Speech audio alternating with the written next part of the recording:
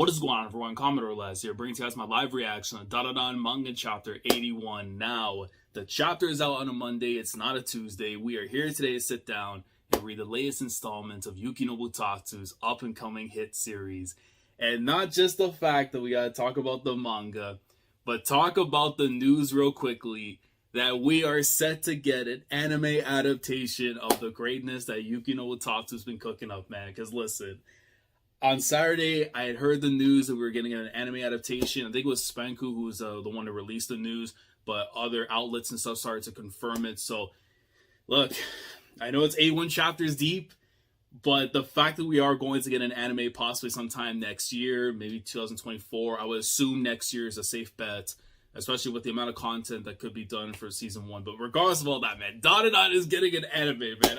I'm freaking happy that it's finally happening. And for those that, who've been with me on the weekly experience and have seen the discussion video, for those of you who are new here, haven't seen that, go check it out so you know my thoughts on the series and why I'm talking about it. Why it's the series you should be reading right now. Like, now that we're actually going to get this adaptation, more eyes will finally get to see the series after, check out what is going on with it, the ties there to Fujimoto, Chainsaw Man and stuff. But seeing this next disciple that we are with right now in Tatsu, just go out there and put out triple doubles, get trophies, Ballon d'Ors, whatever it may be. We love to see it. So, shout out to Tatsu for the anime adaptation. But now, I have to pray that he's not going to cook me here at this very moment, because we have to see how things are going to hold up with the Oddity Squad going up against the likes of the aliens from last chapter. We know Ira and Gigi. It was looking a little tough for a moment, but thankfully some water was spilled. The evil eye is here, so it may not be Tuesday, but the evil eye, I need you to go in. So let's get into the chapter. Let's see what awaits us. Here we go. Chapter 81 of Dandadan. And we see that big thing, not the one that looked like the one from Persona 5. I still, for whatever reason, cannot bring up the name and stuff. But if you've seen it, I think it's Haru's Palace, the psychic one and stuff, you know what I'm talking about. But the other guy that's there, which I want to say looks more like something out of Gantz the more I look at it. But yeah, chapter 81, what do we do about these deadly dudes? So I thought it was going to be like Deadly Dudes 3, because I think that was the last chapter name out before. But yeah, look at the evil eye with the Gigi and stuff. But even then, you see Ira there on the bottom as she's watching. I think it's the first time. No. She's seen it before, I think. She's seen it at the temple, like at Momo's spa and stuff. I believe she saw it at that point. But this could be one of those, here we go. Because, actually, no, she had to have seen him, because the fact that she spilled the water, she had to know. So, yeah, so there you go. I don't know why that detail was going off my mind, but yeah. But anyways, you see Gigi now just with the evil eye possessed, just staring down this thing. Hey, you booger face, what do you think you're doing? Oh, yeah, no, evil eye about to smoke this thing. Evil eye, take it down. This one time you're allowed. Huh? What the? You. I hate you. I'm not. Evil eye, come on, man. We need you. Oh, because he made the promise. Oh, God. God damn it. God damn it. I'm not doing it. I promised Takakura. Hey, stop. Evil eye, wait. Wonder what's for dinner tonight, bro. You have no time to think about that. You're about to get smoked by these aliens, and you're not going to have no dinner if you don't do something here. And you see the freaking Kogane version one from JJK just coming with the rifle thing and just beams right at him. Evil eye, if you don't beat that thing, we won't be able to go back to the original world. And right away, got his attention. And that be, yo. Bro, did it? Okay, I thought it was going to open up, have you ever seen, I think in Yu-Gi-Oh! I forget which series it is, but they open, their body ups and stuff, those coffins. No, you know what it is? It's Elden Ring. If you know, that one monster when you're going inside, the little, church area and everything, and, if it opens up and catches you inside, you get crunched in. It's a little, I know it's, something to do with French torture chambers and stuff or whatever, but it's along those lines. But that's what I thought it was, but no, it looks like, what, it's supposed to be, hammer, things going on? And it just smacks. Okay, so it's hammers. It has to be hammers, because that thing is just whack-a-moling away on the evil eye. Oh my god, yo, that thing is just whacking away, jeez. It's just hitting up the Oda, and that thing is just I think it's a beam or something from the bottom. Bruh. That thing hit. That's like the ultimate hyper beam. Like, this is special beam cannon on like God mode. That thing just absolutely eviscerated like a good chunk of like this neighborhood. I mean, of course, this is a different world and stuff that we're in right now because of the way things transition. But even then, like, imagine there's a whole bunch of people just vibing in there and stuff. That's like thousands of people at least getting smoked. At the minimum, hundreds. But still, but even then, and you just see this thing just opened up still with the little like the power source and stuff in the middle. And oh no, wait, did it go right through him? No, I think it might have been like it's around in the back area and stuff because it almost looks like a pipe or something sticking out from where Gigi is. I don't think so. Not Evil Eye. Hey, this isn't funny. What the hell are these things? And yeah, now that's the one that's from Persona that's coming after Ira. And yeah, the thing just shoots out the little beam and it hits Ira. Oh no! Don't not the captures. Not the captures. We're not. No. And this thing just summoning its rocket launchers like it's homing missiles. No, not Ira. No, she basically gets hit, and she's still like, of course, attached to the thing because of the electrical magnetic field thing. I'm assuming that's what it is. That's like holding her down, and then after that, as soon as it dispels, she drops to the ground. Bruh, these two things are something. I don't even look. If we ever get something in terms of like a ranking system for like how deadly some of these aliens are, I would be very shocked that these things are not at the minimum A tier, bordering on S tier.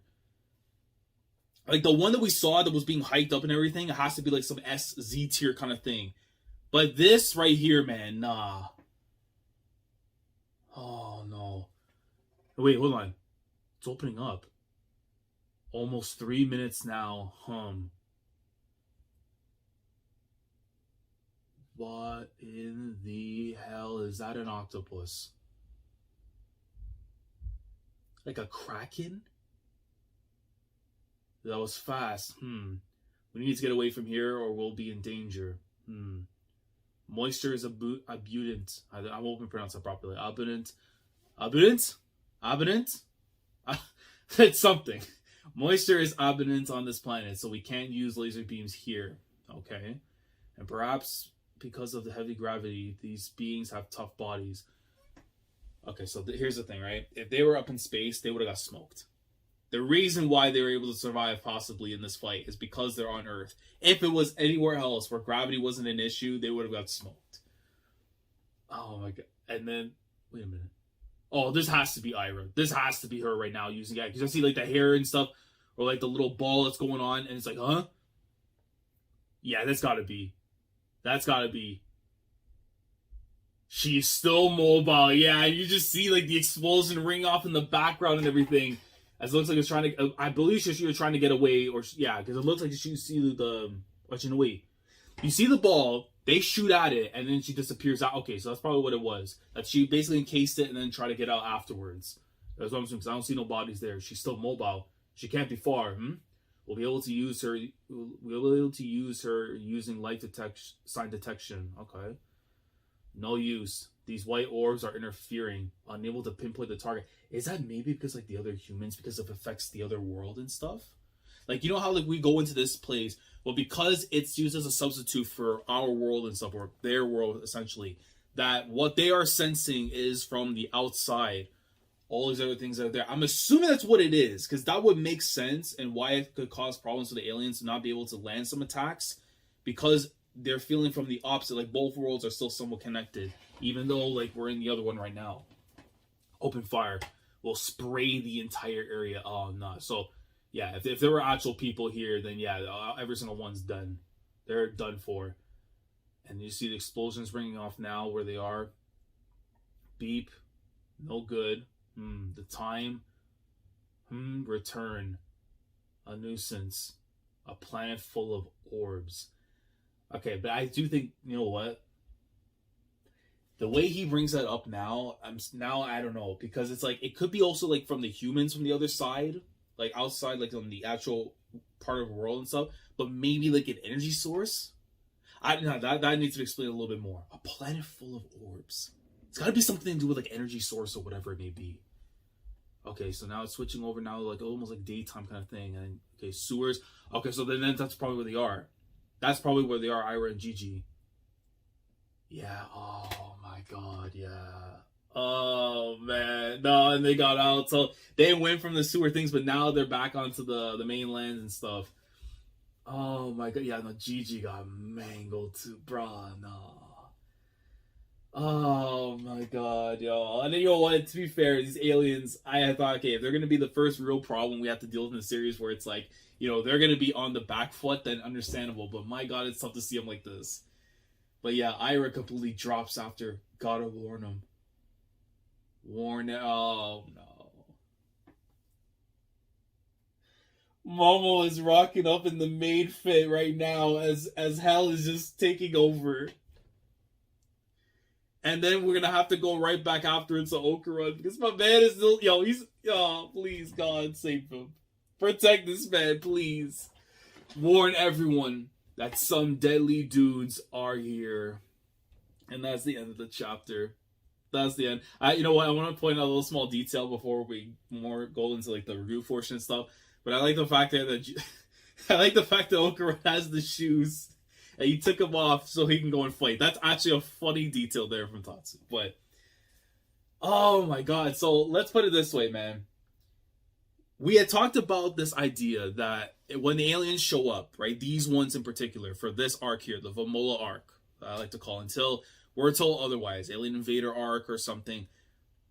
If there was ever a time in terms of like a first true major arc where we're on the back foot, like we are really going to be dealing with problems. I know the Cursed House could also be put in that equation, the stuff with Evil Eye too. But in terms of like not having someone become an ally that was already evil, right? Like with Vomola, it was almost like they were kind of like a neutral when you really think about it, more so than anything else, right? That they really didn't have like the alignment of evil in their character. Where this is now, all the people that are on our side are good, are going against the bad, and the bad right now are showing that they are a force to be reckoned with. Like, the amount of damage that you're seeing here that they're able to put up against Ira and Gigi, and the fact that we're getting this alien thing, I don't want to assume this is the main guy at all, because the one that we see at the end of the chapter, I believe that's the one that's in the very middle and stuff in the back, or the one that's over here, like in the corner. Because that one, I'm assuming is the ringleader. Like, they're the one that's actually, like, we have to worry about the most. And the fact that they're going up against Okarun right now, the amount of them that are there, I mean, listen, the Turbo Granny, as powerful as it is, this is going to be way more difficult than I can imagine. So, I don't know if, like, even with Kinta coming in, right, if they were able to use, like, the Mecha, the Gundam, and all that, I don't even think that's going to be enough. Like, they're going to need, honestly, Vomola. That's the only way I can see it. Vomola has to pull up, because unless Momo's able to, like, identify what's going on with the situation and then intervene, even then, I think it's going to be difficult. Which is why I think now, because of what happened between Okarun and Vomola, the whole thing saying, like, you know, I'm in love with Momo and everything, right? I do think it's going to lead to something where Vomola may use herself as a sacrifice to protect Okarun, because even though it's still the person that she loves, she doesn't want anything bad happening to him. So, again, I really don't want Vomola to die, but it's starting to build towards that case that it could happen. So, right now, I'm going to say Vomola's the one that appears to go and help out with Okarun before Momo eventually shows up. But it all really depends on the whole, like, identifying the situation kind of thing. Because as far as I know, Momo's indoors, so she doesn't know that things have been switched up. And the ones that have been in case right now are Okarun, Gigi, and Ira. So that is another thing, too, I am curious to see if Tatsu is going to really delve more into, unless it's a detail I'm probably forgetting about, is those that are on the outside, like when the whole thing switches, if somebody can, like, enter, almost like a domain like JJK and stuff, right? If someone can go and intervene and go inside after and see what's happening. Because clear as day now, Momo's outside of it because she has the humans that are there, and then Okarun right now is dealing with the actual monsters inside the actual encasing. So that's probably what it is. And then from where Ira and Gigi are, they're still inside that place where Okarun is out right now. It's just that they're away from a lot of people. Because if there was people there, they would have been back in their own place. But, yeah, man, this arc was already about to get crazier. But now when you really think about the possibilities, after the encounter that we got here, because I had thought, okay, Evil Eye shows up, we'll be fine. But it's a lot more than that. And even though the concentration levels weren't there for Evil Eye with Gigi, it didn't really matter because that alien thing inside the Persona 5 stand, like, or the Persona itself, basically just eviscerated. Like, it was, if that was actually in the human world, we would have been gone out of here. So, yeah, this right here is what you need in terms of the tension, in terms of, like, you know, dire straits of an arc to tell you that it's not going to be easy whatsoever. And this is going to be a fitting first encounter in terms of, like, the true dangers where we could actually see them lose. So I can't wait to see how things are going to play out in the chapters to come. But honestly, right now, I am very much worried for Okarun. If they're doing this to Gigi and Ira, I help me, God. I need Momola. I need Momo. I need somebody. Listen, if Seiko were to pull up, I would love that to happen. But I'm pretty sure it won't be the case. I think they're really going to wait until, like, much later for Seiko to have some kind of, like, massive, like, directly involved. We know we saw in the Cursed House and everything, but that was more so of her, like, you know, playing the decoy and everything else, right? But yeah, let me know your thoughts down in the comments, guys, because this chapter was quite something in terms of an ass whooping that we got here for Ira and Gigi. And in all fairness, right, we kind of had to see something like that happen to really hype up these villains and show what's going to go on. Also, before I forget, Reiko 2. Let me know down in the comments, because I talked about it last week. Do we see the possibility of Reiko joining up as an ally in this arc? And if so, how do you see it happening? Do you think they end up surviving and they're one of those that, you know, we can kind of work alongside with, you know, in the same vein as Turbo Granny in some capacity? Let me know down in the comments about that. And of course, our thoughts on the chapter. Any clarification, any inputs, anything you want to add about the chapter that I didn't go too much into that you feel is important, let me know down in the comments below. Like the video if you enjoyed. Subscribe to the channel if you guys are new here. If you want to be part of the weekly experience when it comes to my coverage of Dandadan week in, week out, subscribe if you haven't already. Click on the bell, Shandor, to stay up to date with everything goes on the channel. And with that being said, I'll catch you guys next week for the next chapter. And I mean, hopefully, even though we're on the ropes right now, we're catching a couple punches here and there, we'll be able to turn things around. And the news of the anime right now is probably the one thing that's keeping me intact. And hopefully we'll get more news. The voice actors, you know, the studio especially. Like, the voice actors in the studio are the most important thing right now for me. In terms of how everything else kind of shapes up after, directors, all that, that's to be seen. But those two things I need soon. And then afterwards, I need Team Okarun. I need the Oddity Squad to come in and secure a dub sooner or later. Or at least try to even the playing field. But with Tatsu, we'll have to wait and see. Commodore Lad signing off. Thank you so much for watching. And as always, take care. Going crazy, yeah, we going crazy.